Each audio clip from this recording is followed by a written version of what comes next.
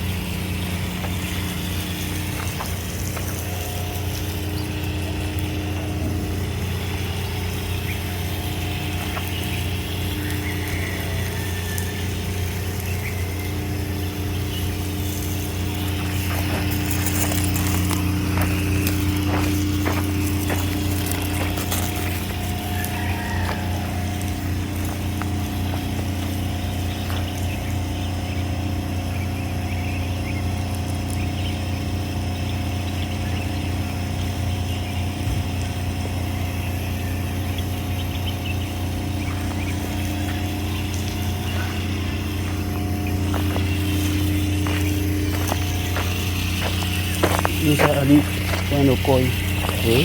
Ali con esto.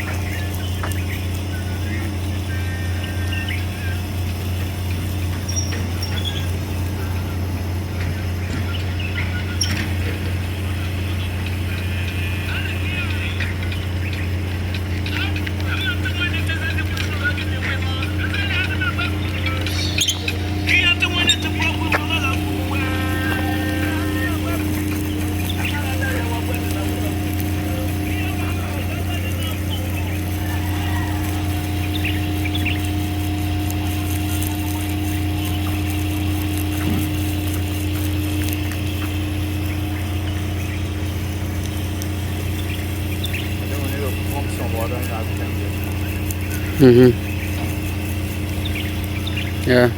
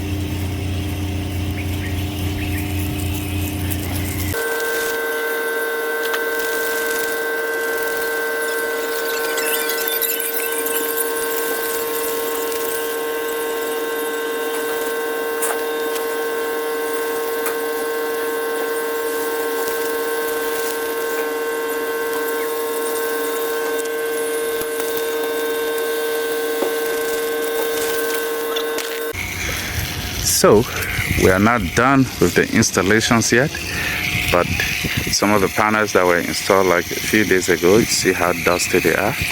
So these ones were just installed yesterday, but the ones below there were installed about 2 to 3 days ago.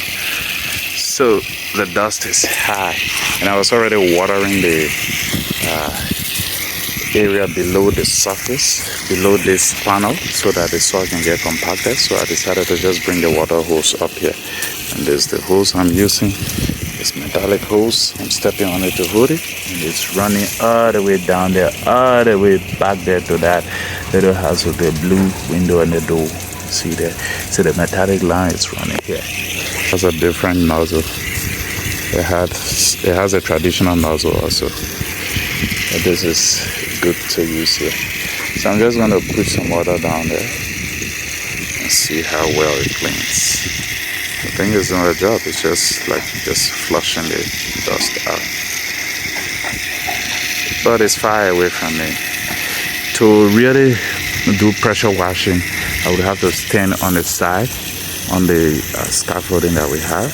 But that's not what I'm doing right now. I'm not doing pressure washing. I'm just trying to wash it up a little bit, give it a bit of a facelift before we complete it. And I think after installation, during the dry season, we'll have to do this type of washing, maybe even pressure washing a little bit.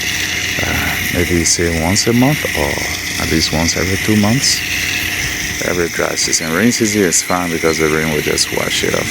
But dry season, we might need to do something like this. So, as you can see, the dust is indeed clearing up. Let's see, zoom in a little bit. Let's see, as I do this.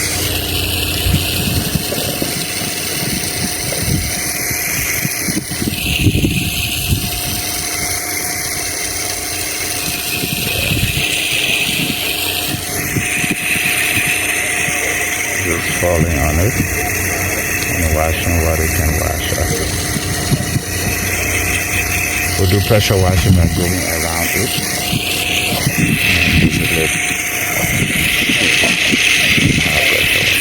Like if you do it very smooth, this will definitely wash it. And you can change the size of the nozzle to get even higher pressure. But those guys will wash something else. And this is large, we don't need to do very high pressure washing on it. But just wash that.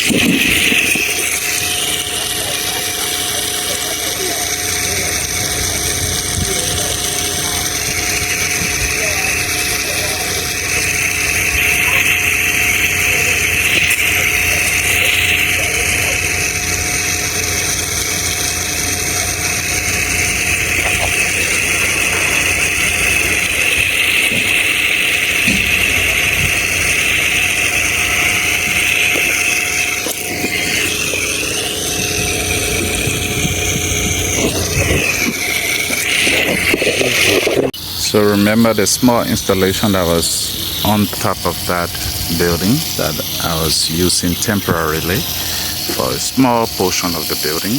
We brought it down and we put it on top of this blue container. That's the array you see lined up. So I'm sprinkling some water on it to get rid of some of the dust. You see how dusty it is? And I'm washing it now. It looks like this.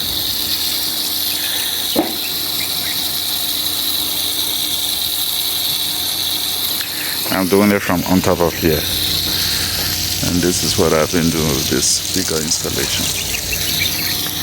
But I'm standing on top of this structure and just sprinkling the water on top of that surface.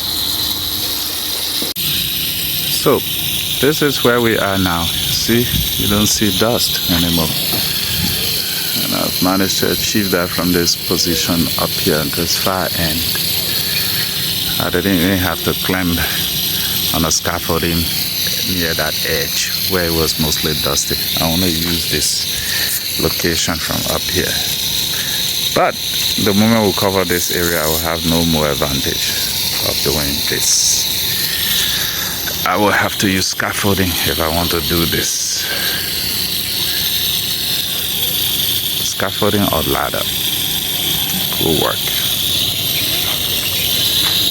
But for now, I can do this and just wash off the dust so that the installation looks clean as it should be.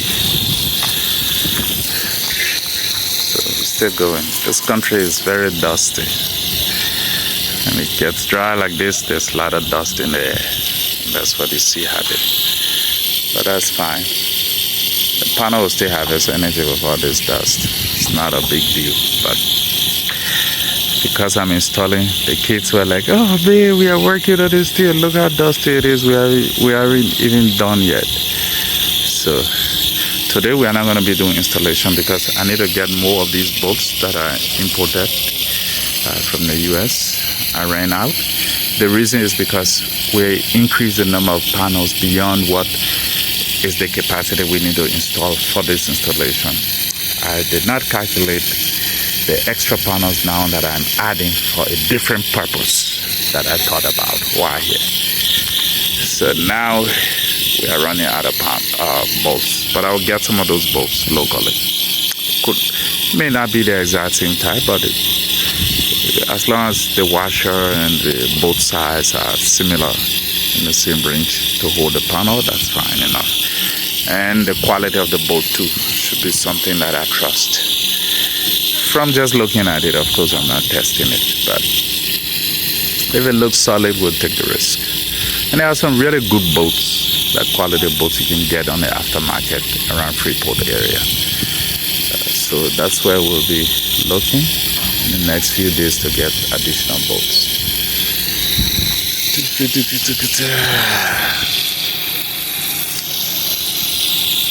The small installation on the side, see over that thing, over the container, I also sprinkle some water on it.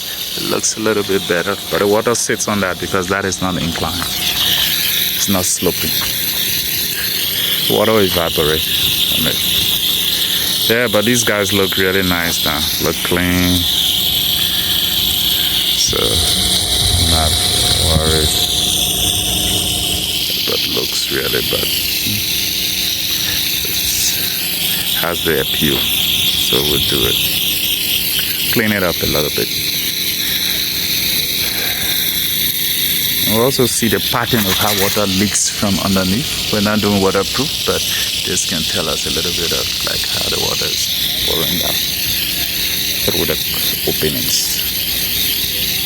And these things are bound to happen because, I mean, this is a huge installation. It's hard to do water seal. I did a little bit of like adding some waterproof protection between them. The glue was really holding these panels together. It really holds them together that it's hard to even separate them after the thing is well bonded. But I decided not to continue doing it because I feel like the panels would be like, it should be free to move. Some macro motion needs to happen. Although those sealants allow that while still maintaining waterproof status, but I just want to make sure that I'm not tying something that gives us difficulty into swapping out panels later. And that's what happened. Two of the panels cracked down there because the bolt hit the glass and it was tightening on it. So I replaced them yesterday, and replacing them was tough because they were the ones that were bonded by that sealant. We had to use knife to cut between the panels in these seams, this line. Like this, we had to cut with knife to be able to get them. We were lifting one panel up, it was lifting the next one to it up because of that sealant we put here. So I trust the quality of the sealant, no doubt. But do I want that? Maybe not. Especially when the head to tail connection of the panel is where we are putting the big bolt. That place will always remain open over these channels. So even if this line is sealed, will always have opening here. So it defeats the whole purpose of getting a water tighten. There are ways where you can get like these channels, can be like waterproof channels where they will collect the water and direct them elsewhere on the edges. But those are not the channels we have. So we decided to just discontinue the waterproofing aspect of it. We are fine with it like this, especially with the use case. The places we don't want water to leak is underneath this concrete slab, the rooms that are here. And we have a concrete slab. We've casted a concrete slab already. That's what I'm standing on. I watered it this morning to help with the curing process of the concrete. But that's it. The rest of the space under there, we are going to design fine. It's going to be a sitting place and a place to park your car. I don't mind water dropping under there. And we're going to design a place so that the sitting area is the outdoor sitting area. Basically, whatever thing we are going to put there as furniture, whether it's going to be like a concrete furniture or any type of furniture will be like weatherproof furniture type thing. So we are good there. People can sit there during dry season, rain season. If there's light rain, you can still sit on all these things. You'll be fine.